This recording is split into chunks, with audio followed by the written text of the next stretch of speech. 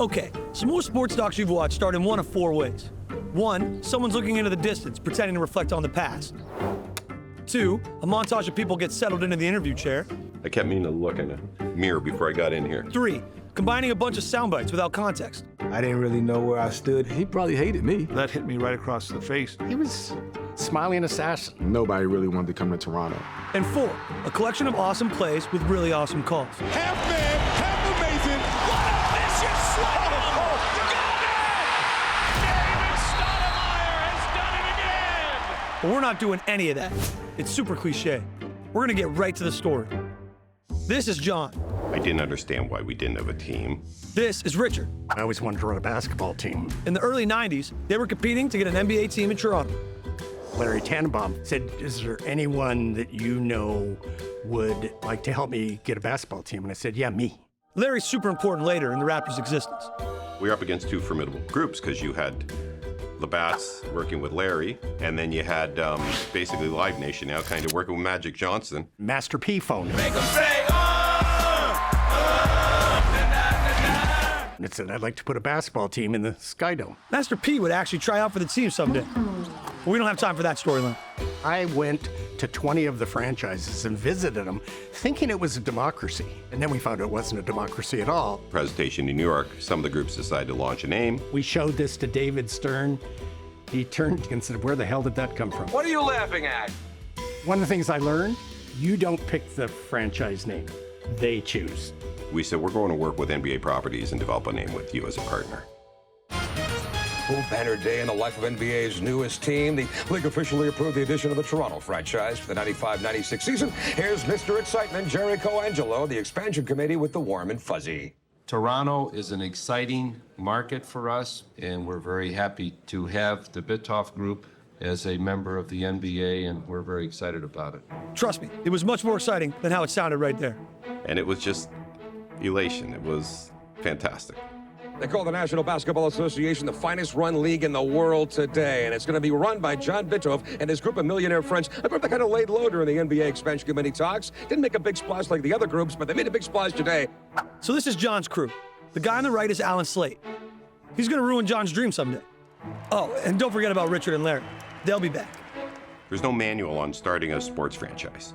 Picking a GM, picking a name, picking the colors, picking the uniforms. Oh, I definitely wanted something that was animal-like. Are you worried about something that is trendy now, may not be later? I think that, to a large degree, you have to go with what the people want. T-Rex was my personal choice. I just thought no one had really done a dinosaur theme. My son, Brett, I think he was 5 years old at the time, said, Dad, if you like T-Rex, why don't you like Raptors? They ran a fan ballot thing, and Raptors was the clear winner. This is the moment you've been waiting for. The newest, freshest, and hungriest look in the NBA. Ladies and gentlemen, the Raptors are born. I think Tom O'Grady is a classic reason of why the NBA expansion committee chose our group. I'm Tom O'Grady. I am the first NBA creative director. We were getting into a place where no other sports team had ever gone, which is designing to a dinosaur graphic. You know, the chance to do something with dinosaurs, especially right on the heels of Jurassic Park, was like, wow, this is a gift.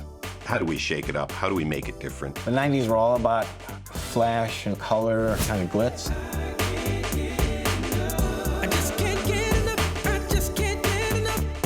One of the first things that we talked about was no blue. You know, Maple Leafs blue, Blue Jays blue. We have to move away from those colors. Hardest decision we had to make was, were we going to go with purple or lime green as the primary color? Purple was a hot color, so I'm not going to deny that we were chasing a trend there. You know, we picked purple because it was a nice blend of the red and the blue. When you mix red and blue together, which are Toronto's sports team colors, you get purple. Originally, the Raptor was green, and we had bronze instead of silver in the logo. I was just afraid lime green was a little too kind of like out there. He goes, what if we just tried to do something like we made the Raptor red? I'm like, made the Raptor red? Okay, it sounds ridiculous. I said, Tommy, I know, just work with it. Just throw it all together and let's see what it looks like. 2 days later, I got a call. Well, we got our logo. Everybody's fallen in love with it. They love that the red ties to Canada. He goes like, man, this is out there, but I like it. I'm like, that's why you're my guy. We broke a lot of rules when it comes to a standard basketball uniform design. It was a wide open canvas, and we just let it rip. Now that is sharp. The vision from day one, we had to be as strong in the community as we were on the court. If we were just a good basketball team, we'd have no followers. And it was, to a large degree, why Isaiah was brought in. If you're too young to know Isaiah Thomas, he was big in the 80s and 90s. Google him. He was known as a champion, known as a player, had just retired. So it was like, here's someone who can help build the equity in the sport in the country. I'll make you proud.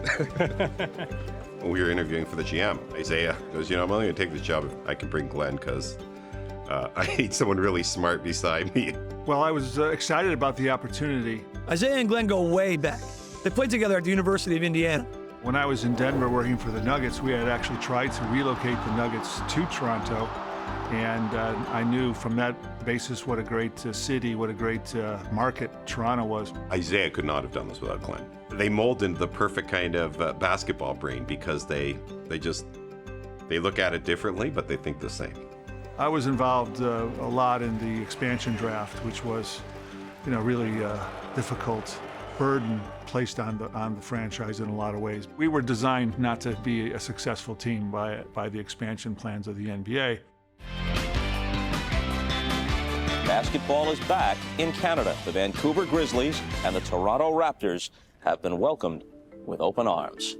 And we welcome you to the NBA expansion draft. We're at the NBA's studios in Secaucus, New Jersey. I'm Bob Costas, and this is Rod Black. Now that the new Toronto and Vancouver franchises have selected nicknames, uniforms, general managers, and head coaches, it's time to find players to put on the court. That process begins with the expansion draft. That was Rob Black before. This is him now.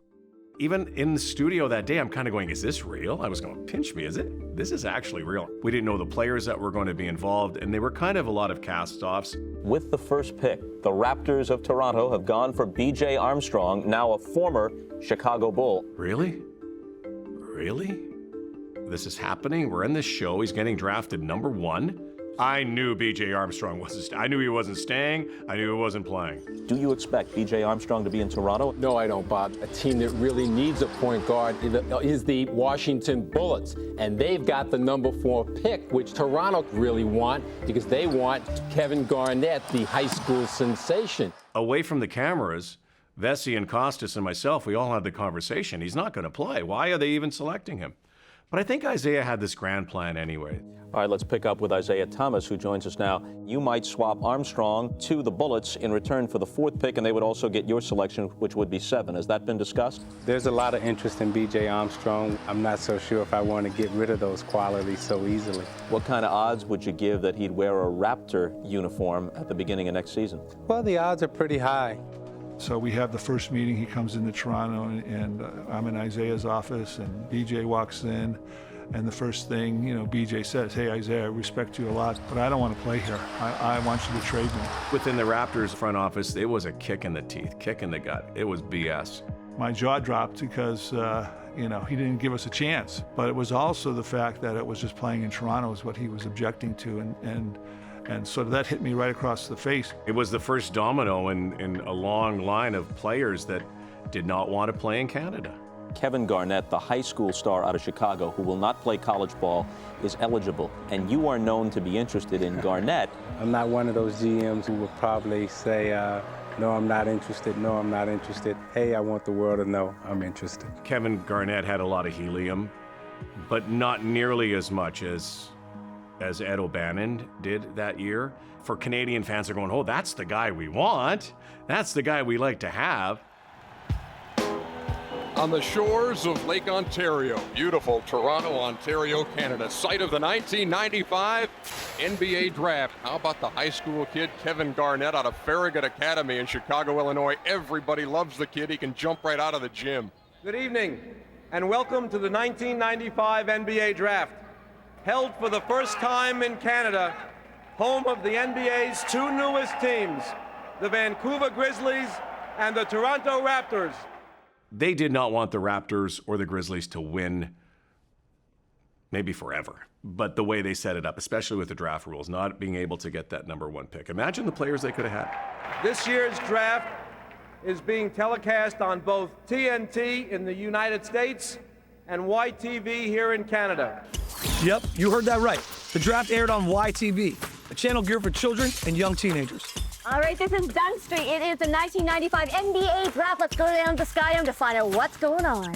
Hello to everybody. Welcome to the Skydome, home of the 1995 NBA draft. You can literally feel the excitement and the emotion brewing out here tonight. That's right, Eva. And as exciting as this must be for us, imagine how it must be for the players who sit in the green rooms and await to see what their basketball futures will hold. I was feeling good. You know, I was excited, nervous, all at the same time. I knew I probably would go to either Minnesota or Toronto. But that wasn't contingent on me. That was contingent on Kevin Garnett. With the 5th pick in the 1995 NBA draft, the Minnesota Timberwolves select Kevin Garnett. What do you do if you're the Toronto Raptors here? I don't think it's quite an obvious pick here. I think the draft changes now. We're in a crapshoot. They're saying, we want Ed, we want Ed, we want Ed O'Bannon. Nobody knows who Toronto's going to pick right now. We'll be surprised if it is Ed O'Bannon, but the people may tear down this place if it's not. You heard this, Eddie, like they started almost before the first pick of the draft was announced. Maybe for lack of a better word, ignorance. People only knew what they saw on TV and UCLA winning the title that year, and they all wanted Ed O'Bannon. You know, but Isaiah was like, you know what? Like, they don't know. Trust me, this guy, like, they don't know. And right now we're going to go to the podium with the Toronto Raptors' first draft pick. With the 7th pick in the 1995 NBA draft, the Toronto Raptors select Damon Stoudemire from the University of Arizona. I guess you expect that in draft night. A few boos because people say, hey, that's not the guy we wanted. Honestly, a lot of things were going on at that moment, but none of it was worried about anybody in that crowd. Because at that time, when you hear your name called, like, it was all the blood, sweat, and tears for me. So I kind of heard it, kind of heard the boos, but honestly, I really didn't pay attention to them. We had the Raptors, yeah, Damon Stoudemire. Okay. Can you believe that one, eh? No. Isaiah zeroed in on him. Isaiah loved his competitiveness, his toughness, his skill level. I think maybe he related to him a little bit as a smaller guard in the NBA. I remember the first time that I ever seen him in one of my games. You know, he was looking at me the whole game. I focused on him for 2 straight solid hours. And it was like I turned away, but I looked back and he was still looking at me. I don't think we really hesitated at that pick. And I know Damon, those boos motivated him a little bit. Does Isaiah Thomas see a little bit of himself in a pick like Damon Stoudemire? Let's hope so. Isaiah was looking at a guy in his own image drafting Damon. It meant more to me to know Isaiah Thomas was in the organization at that time than it actually meant to play for the Toronto Raptors, you know, because for me, that was like a childhood idol. I could not have been in a better situation to start my NBA career. There's some mixed response, some boos, some cheers. Take some time. Go change those boos to cheers, will you? Well, I'm definitely going to try to do that. Isaiah, good to talk to you again, and geez, leave it to a point guard to pick another point guard, huh? We liked the high school kid, but we wasn't going to have a chance to get him. After that, we felt that the next best player in the draft was Damon Stoudemire.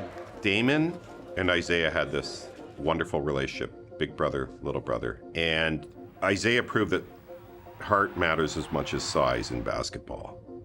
And then Damon exemplified that for the Raptors. And I think as an expansion team and a young team, you know, it gave us a lot of hope.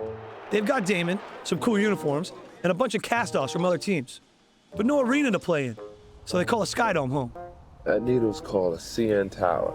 Skydome is right under it. They say when you get lost, look for that needle, and you know which way you're going. If you think you're late for practice, all you gotta do is look out here and go, well, there's nobody out there. I got a couple more minutes to spare. In the old days at the Skydome, people up in the 500 level. I mean, the guys must have looked an inch and a half big, and the game was just a rumor from up there. Yeah, it was a dump. It was just a terrible, terrible facility for basketball. You know, there was a couple of times I seen some birds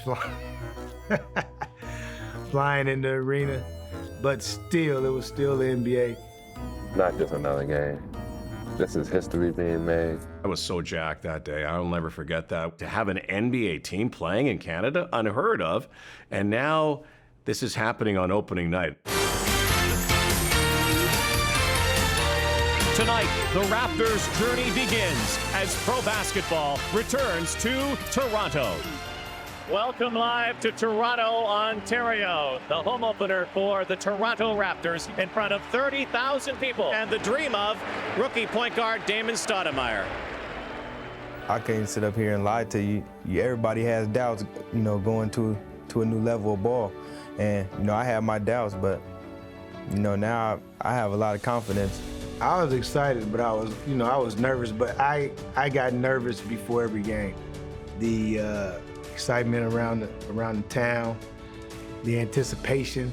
So it was just a lot of build up and a lot going on. Pomp and circumstance, that opening night, it was epic. It was historic. Don't let the glitz or the distractions get to you tonight. Go out there and play hard and play together for 48 minutes. Let's go. Come on. That's Brendan Malone, their first coach. Isaiah and him go way back to their Piston days. He's going to get fired soon. We'll tell you about that a little later on. Opening night is always big and a little nervousness about how they're going to accept us. And record crowd in there, I do believe, it was packed and it was loud and it was noisy. It was festive. It was a party, like sensory overload stuff, and a great Canadian moment, a great Canadian sports moment. I still get chills from it. There were some people kind of taking it all in a very kind of jovial, celebratory kind of way, but they didn't understand that this was the start of the franchise and there was a game that was actually going to be played. I want you to relax tonight, all right? Relax. A lot of expectations. The best way to play is the way you play in the schoolyard. That moment when the ball finally tipped off, it was a relief, to be honest with you. The opening tip. We're underway and the Raptors win it. John Tabak brings it back to Damon Stoudemire, who will set up his offense. Probably the only thing that didn't go my way in that particular game was Alvin Robertson scored the first bucket. I didn't. Alvin Robertson for three. There is the first ever basket scored by a Toronto Raptor. Alvin! Willie! Give me! Stoudemire shovels it to Robertson to Pinckney. And the crowd's enjoying it. They're getting into it right now. We can see the camera shaking right now from the fans. The fan base with the game of basketball may have been a little naive. I'm not sure everybody in the building knew what they were witnessing or understood everything. It was a couple times that they cheered and they didn't need to cheer. They were giving out the noisemakers. They handed out the balloons, but they handed them out to the wrong side. I guess they thought you cheer for your own team shooting free throws. They handed them out to the home team side. And the home team's shooting on them. And you go, oh my gosh, we got to switch that. And David Stern sitting beside me, elbows me, he goes, Bitover, you guys doing something new in the league? But the fan base, in terms of the hospitality, the appreciation, and the love that they showed, had never been in a city like that. Hey, Carlo! Big time! Anderson spinning, blocked again, and they will not stop. The crowd rises in the Sky Dome. Nobody's leaving. Everybody is staying here, enjoying this historical moment. It was sort of predetermined that they were going to win. It was too good a story for them not to. They're playing a bad team. They were jazzed up by the 36,000 people. Raptors, John Sally will hang on to the ball.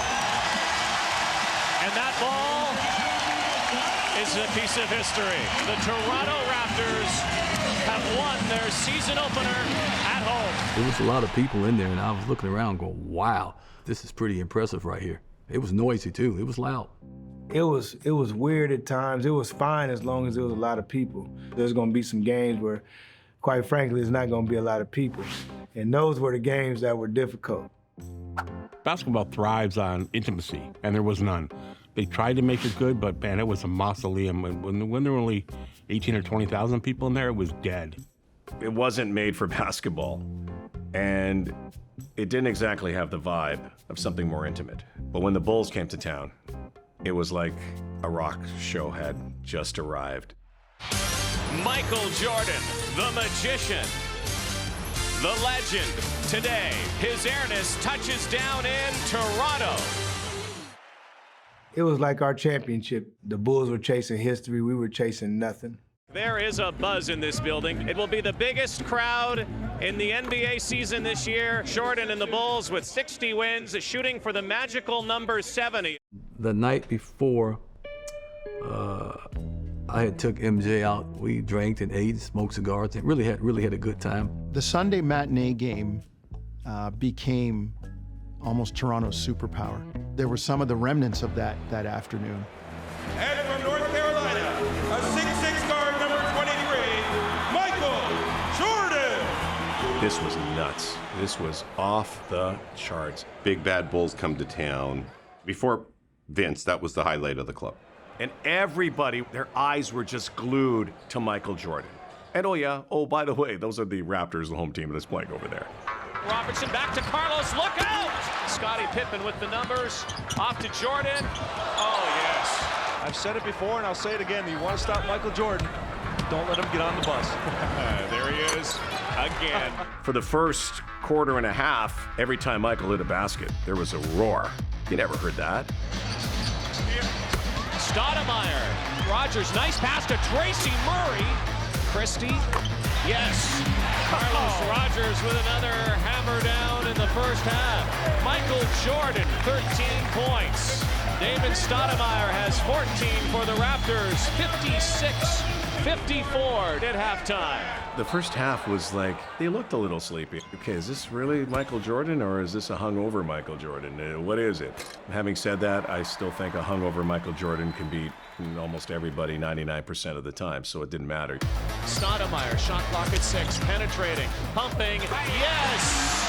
22 for Mighty Mouse. I think I said to Leo that, holy crap, is this real? And then we both kind of agreed, well, Michael's going to be Michael. Jordan baseline again. Oh, ho, ho. Wow, was that quick? Don't ever get him mad. Don't get him mad. Stoudemire takes it strong to the basket and converts it. Phil Jackson does not like what he sees. Damon penetrating with ease. 89-86 Raptors. Jordan in the game, and wow. It's about that time, Rod. It's the fourth quarter. Michael had this kind of radar. It's almost like this early warning detection system. Oh my goodness. Here comes Michael Jordan. Raptors battle, though. They battle back. Stoudemire for 3. Yes! Raptors by 1. Look, sports team's about selling hope, but at a certain point you have to win. Well, here we go. 3 minutes left in the game. Jordan. Every time he touched it, I double teamed him. And he looked over at me and said, hey, didn't I take you out to dinner last night? And so this is what you're going to do tonight? I said, come on, MJ, man, we got nobody that can guard you. Jordan, tongue hanging out again. When the tongue came out, look out. That was it. It's over. It's over. I've seen it so many times. It's over. He looked over at the Raptors bench, just gave him the stare, the Michael Jordan look. Michael's waking up, doing Michael things, staring down the Raptor bench and looking at Darryl Walker, and he and Walker have a thing going. Oh my goodness, Michael Jordan again. And he just came back and ran by the scorer's table and said, ooh, that was a good one. Stoudemire. Nice pass. Tie game. 35 seconds left in this game. Jordan, watch out for him. There it is again. He does it again. Alvin Robertson just shaking his head. He goes, I can't do any more than I did. I was all over the man. I remember a key basket on an inbound play. Tracy Murray coming off a high screen around the top of the key. 31.8 left. Murray. 109-108. If they can beat the Chicago Bulls, it would be the biggest win of this young franchise. Raptors take the lead. I'm thinking, Bulls are going to find a way to win this. Bulls are going to find a way to win this. I was sitting in the stand. I had a great lineup of that last-second bank shot from Michael Jordan. Michael Jordan. Michael Jordan. With an incredible bank shot from the right side. And the Bulls make it 7 straight wins. Jordan. Kerr, 5 seconds. Pippen will have to let it go. 3. Steve Kerr. No. Jordan. Yes. That's what Michael Jordan does. And he did it again, another dagger, a knife right through the chest. He said, oh no, we just lost the game on a last-second shot. Even some of the players didn't know. They were looking around going, whoa, whoa, whoa, whoa. And luckily the game wasn't 48 minutes and 1 second, because if it was, then, they would have won, because Mike hits that shot. But no, after the buzzer, and the Toronto Raptors have done it. They have beaten Michael. They have beaten the Bulls. 109-108. Man, I haven't heard this place like this since the Blue Jays won the World Series. A Sunday afternoon game in Toronto.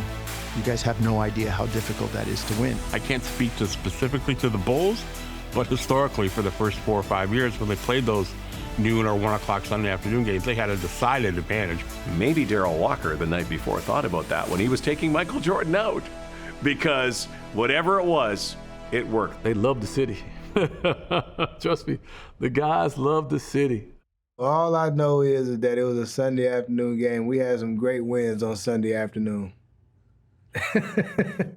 That was the game, I think, that Damon Stoudemire solidified his vote for Rookie of the Year. Damon was a beast that season. He dominated on the floor. He was doing commercials. He was a star. Oh, and those draft day boos? Yeah, they were gone. Well, his nickname, Mighty Mouse, right? That was great. He's an exciting player. He wore that tattoo, Mighty Mouse, like nobody else. He was exactly what his nickname said. He was that underdog who could ride to the rescue. Here I come to save the day. Stoudemire. He gets the situation well in hand. Schick rookie game. It was All-Star Saturday on TNT. From the Toronto Raptors, Damon Stoudemire. Stoudemire. Damon Stoudemire. Stoudemire. The MVP in this game. How about this? 19 points, 11 assists, 4 steals. You got it, Damon Stoudemire. I told the people at Toronto that they learned to appreciate my play, and I think they have up to this point. I just hope that I can continue to play well for them. Joe Smith, Stackhouse, Bentley, Stoudemire. Rookie of the Year is going to be tough. At this time, I'd like to introduce the Rookie of the Year, Damon Stoudemire. People were begging for Ed O'Bannon, and fast forward a year, and Dame's the Rookie of the Year. That was really huge. I really took pride and wore that with a badge on it. It was about putting on for the city, and I think that Rookie of the Year trophy was symbolic of me saying thank you to not only the organization for drafting me, but for the city that embraced me. He's a stud, no doubt about it. And then when he wins Rookie of the Year, it's like, oh my God, Isaiah, did we get this right? It was such a great way to get going in the city. He definitely brought credibility to, the team, the city, and the logo. Between Damon and beating the Bulls in that first year, people started going like, maybe this sport's gonna make it. Maybe this team is gonna make it. Maybe, but remember I said Coach Malone wouldn't make it? Here's why. Give Brendan Malone credit. By doing things his way, he defied the odds, winning 21 games. But unfortunately, in his bid to win, Brendan Malone openly defied Isaiah Thomas. And that, despite the record, has cost him his job. Isaiah and Brendan didn't see the same vision of how to build the team. Maybe there was a little loss of trust, perhaps, between the two. Isaiah had told Brendan basically quit playing Damon all those minutes. Damon was sort of breaking down at the end, and his knee was really troubling him. He had bad tendonitis in his knee. I started strong and I hit a wall. We wanted to make sure that he, didn't jeopardize his longer career, because we had hoped that he would stay with us for a long time. Brendan didn't do it. He did it the way he wanted to do it, and Isaiah decided to make a change. I had no clue that he was going to give me the job.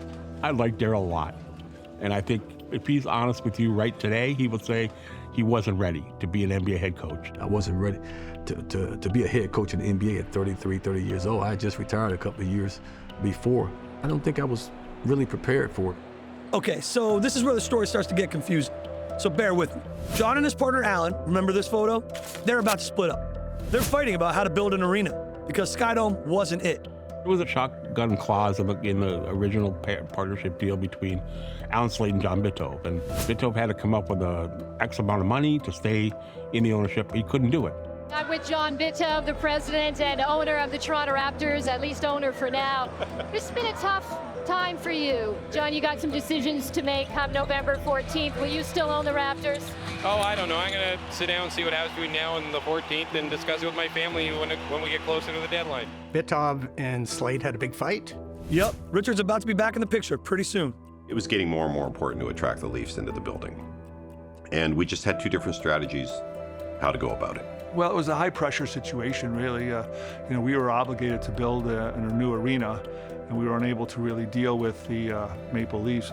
I wanted to continue building in the belief that the Leafs would come. Alan thought that by taking me out, he could negotiate with the Leafs. John and Alan don't agree on strategy, so John's out. That's right. The guy who brought NBA basketball to Toronto is gone by the start of season 2. It was quite upsetting at the time. I get the job all of a sudden. This sets off a series of events that fracture the foundation of the team. Alan made a mistake when he hired me. He didn't even involve Isaiah, so we got off on the wrong foot. Isaiah and John were tight. And once the Slate took control, basically the writing was on the paper that, okay, maybe Isaiah's not here for the longest of time. I remember meeting with him for lunch and said, Isaiah, how about I'll be president of the business side, you be president of the basketball team. He did not accept that. Isaiah had a vision for how the whole sports teams in Toronto should work together, and we've ultimately seen it with MLSE and how we have such major players all working together. All of a sudden, Alan Slate comes to me and says, oh, Isaiah's going to buy the team. Isaiah was not a business guy. And if he had a business plan, it probably was written on a napkin. Pause right here for a second. Clearly, Richard does not like Isaiah. He tried to put a group to buy the team. Again, money was hard. It was hard to raise a lot of money. I worked with Isaiah on that. It was much closer than people think to getting done. He was very charming. He could win over anyone. He was smiling assassin. He was all around, chatting it up, never had a business plan, hell of a point guard. Lousy business plan is proven by all the things that he went on to fail in. Now, I know what you're thinking. Where's Isaiah? You want to hear his version? So do we.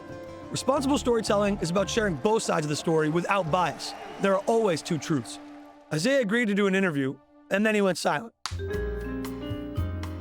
So unfortunately, we don't have his side.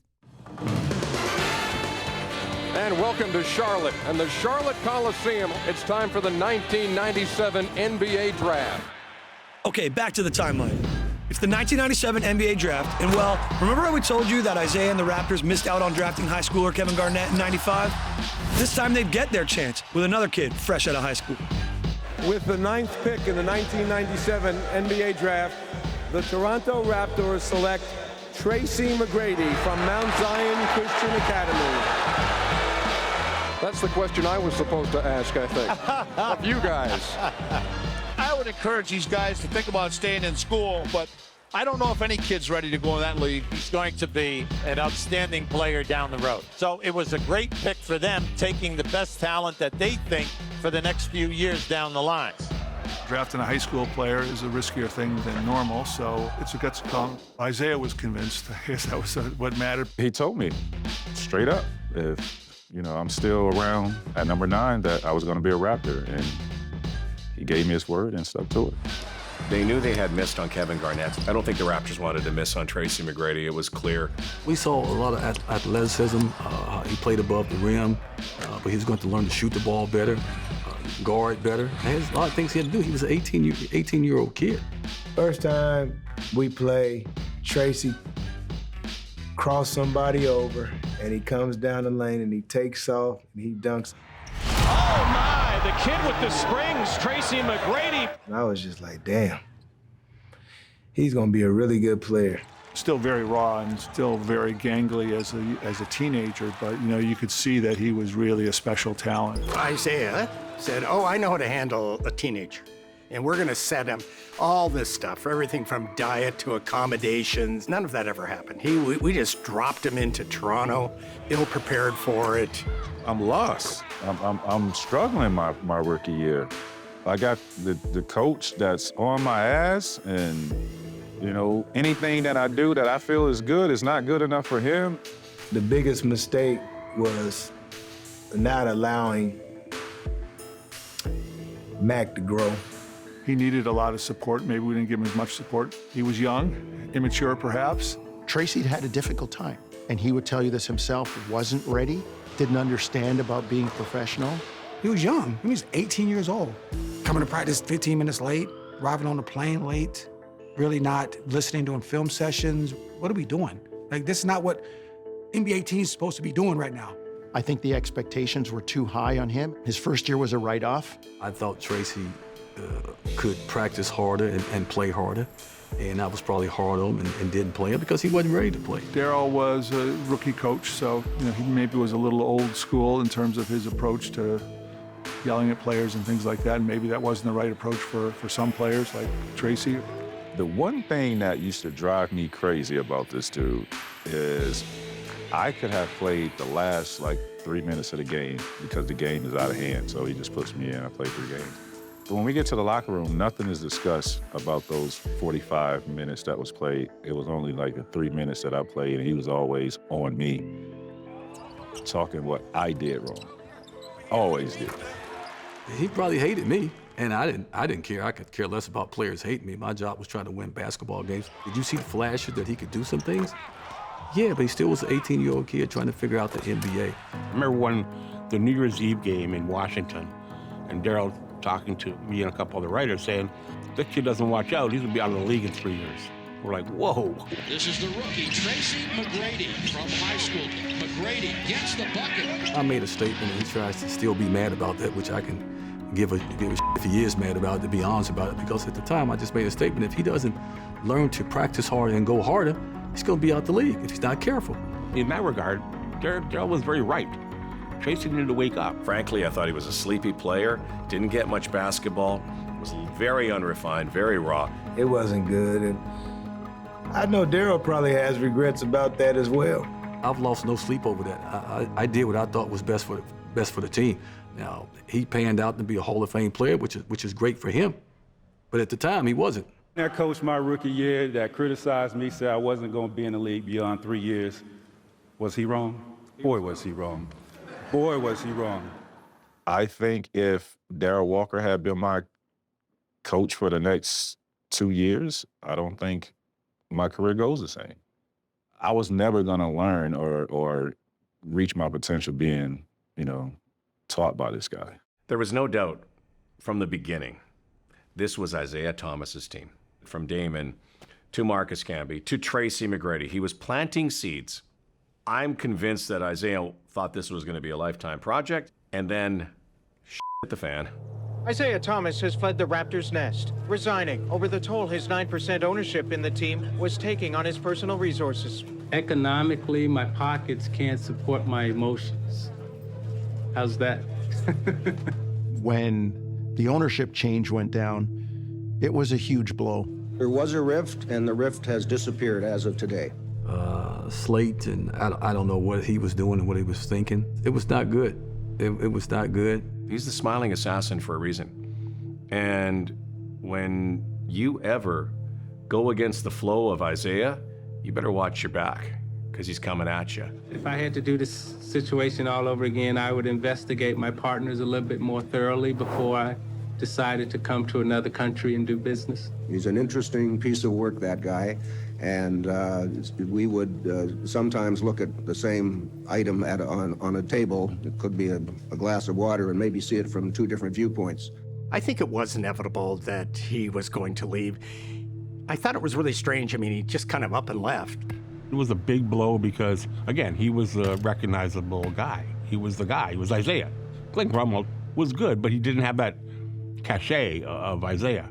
Well, it was a rough time to take over. When he left away, the foundation was washed away in some respects, at least on the basketball operations side. Left the team in horrible shape.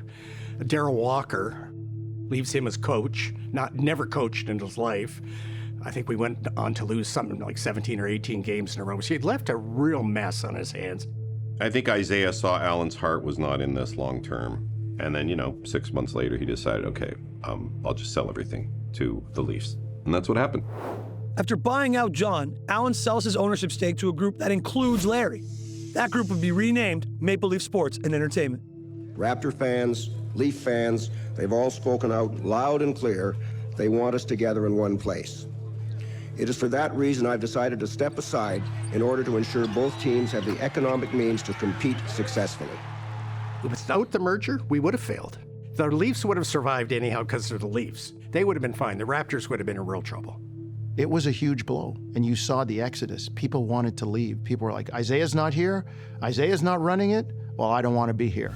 So John's out, Isaiah's out. Who's next out the door? Well, it's obvious Damon has had it, Darryl has had it, and both are desperate to get out while the going is still good. But how that's going to come about, only management knows. And in Darryl and Damon's view, it doesn't seem to know what it's doing anyways. That was the dark times for that franchise right there. To see someone every day, to have dialogue with them, and then all of a sudden, boom, it's not there that day, it messed me up. I'm not gonna lie. He liked Isaiah. There was a connection there. So I do remember going in the locker room when Glenn told me he wanted to leave, and I sat down and chatted with him. But, you know, I was some guy. You know, here's this guy who I don't even know who he is, and there was nothing I could say. I have no credibility, no relationship to change that. And I'm sure Isaiah, even though he was very disappointed, I'm sure probably crushed by all of this, was probably smiling going, see, you know, I showed you. Those guys, they don't want to play for you anymore. It was disappointing. Not that he wanted to leave. You could see that. I mean, he was tied to Isaiah. His guy was gone. So he said, well, if he's gone, if he's not here, I'm not here. I didn't really know where I stood, even though I knew where I stood. I just wanted my way. It was immaturity as well. I don't think that Glenn has tried to do anything personally. But that's just my opinion. I don't know what goes on. I don't know what he's thinking. I appreciated the fact that he didn't feel comfortable anymore with Isaiah gone, and you know, was forthright in terms of what his discussions were and what his plans were, and with that, you're able to deal with the situation. I actually had got traded, was getting traded to Houston, and then, you know, something happened at the 23rd hour. You know, I can't confirm or deny all the trade rumors out there. I will say that we're having discussions with a lot of different teams. I'm just unhappy with the way it's all turned out. You know, if you're gonna trade me, but don't play mind games. You know, what's going on right now is just a bunch of games, and personally, I don't think he knows what he's doing up there. Now, the emotional me was mad, but basketball player me, I went and had 36 that night, so it was all good. For me to have to come back and play in front of all the fans who at that time thought I was gone now, you know, I got to put up with mixed reactions and criticism. You know, to me, that showed me right there that they didn't care about me. I do recall there was an anti-Damon Stoudemire sentiment. I heard the boos, I heard the jeers. I'm sure Damon did as well at the time. We were trying to, again, do what was best for the franchise. I had a lot of immaturity at that time. You know, and so Glenn's job is to find the best deal for the Toronto Raptors. It's not to appease Damon Stoudemire. I do remember hearing from our side in Portland that Kenny Anderson was on the trading blocks and Damon Stoudemire was the name. But I do remember hearing Kenny Anderson saying, I'm not going to Toronto. We play out the next month and a half, and then eventually I get traded to Portland. Stoudemire was shipped off to his hometown of Portland in a 6-player trade. You know, at that time, man, nobody really wanted to come to Toronto. Kenny not wanting to play in Toronto, never playing a play in Toronto. I know at that time it didn't sit well with people. Kenny Anderson, with his promise of not showing up, I'm figuring they needed some reassurance and bring another point guard in, and I pretty much was a throw-in. I don't think I was part of that trade initially. It was a bit of a gamble in a way, but at the same time, you know, it was the best deal that was available to us at the time. Icons have come and gone in this city. People forget that. What they ultimately look at is, are we a winner? And what Glenn has done here is made moves that we think makes us a stronger team and moves us to our championship aspirations. I've spoken with Damon, and he said if he could do it all over again, he would not have made that decision. But he was young. Isaiah was his guy. The franchise suddenly had to go in a different direction. Isaiah did a great job of drafting. Tracy McGrady, Marcus Camby, Damon Stoudemire. We had some solid talent on that team that if could have stayed together, they could have grown. We all could have grown and been pretty good, to be honest about it. I look back on it, and I got a lot of regret about it. You know what I mean? It was just like, what could have been? Just like that, it was over, man. the guy who got the team, the president and GM, the star player, rookie of the year, like everyone's leaving. Can Toronto be a basketball city? Like, did we really get this so wrong? It showed that there's always a shakeout in all franchises that start, and I think you see it in every sport, every expansion. There are blips, there are big blips, and this is a huge one. People had lost faith in the organization, and there was even concerns in the league office, like, do they know what they're doing up there now? Things just wasn't comfortable. Things just wasn't right. We wasn't winning. The team was in some turmoil. And everybody think I got fired. I didn't get fired. I resigned. Glenn Grunwald tried to stop me from resigning, and I just said, no, it's time for me to step away. And I did. It was a real tumultuous time in a young franchise. And it was kind of the thing that made you think, wow, is this going to survive here? And that was where the concern was going. And it was that way until Vince just did that dunk at the All-Star game, and everyone forgot about all that.